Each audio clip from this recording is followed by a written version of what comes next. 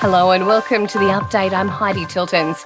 Former TV star Andrew O'Keefe has avoided jail again after being arrested for allegedly failing a drug test. The 51-year-old disgraced game show host has faced court charged with breaching his bail after leaving a rehab facility. A Sydney court's heard he tested positive for cocaine and meth when police went to his home this morning, but his lawyer claims the swab was contaminated. There could be delays to flights over Christmas if Qantas flight attendants go ahead with strike action. Staff are demanding a 2-year wage freeze be lifted as the airline recovers from COVID.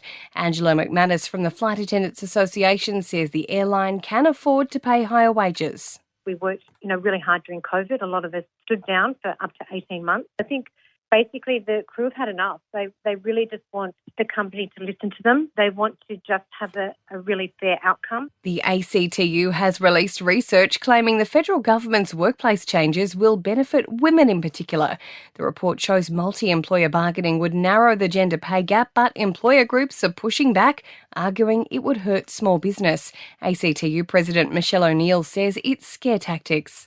These new changes to the laws will not affect small businesses.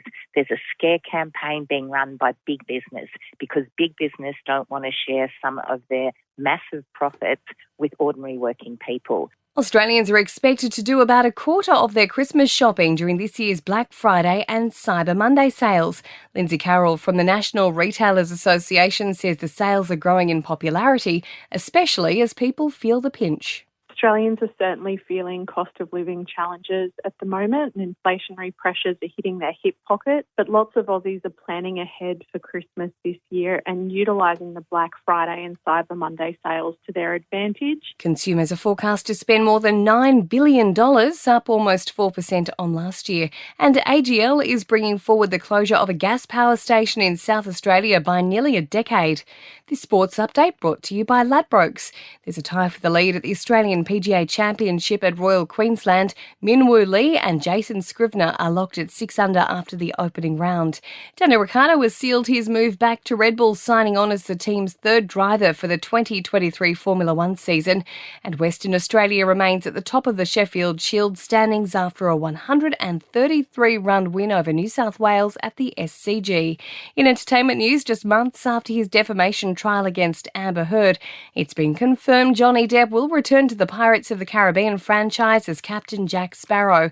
The actor is scheduled for a test shoot in the UK early next year. Jay Leno has taken fancy cookies and a thank you card to the LA medics who treated him for serious burns after his garage explosion. The former late-night TV host spent 10 days in hospital after the freak accident, but is expected to make a full recovery. And Lady Gaga has been lovingly trolled by fans for making a fake boomerang on Instagram.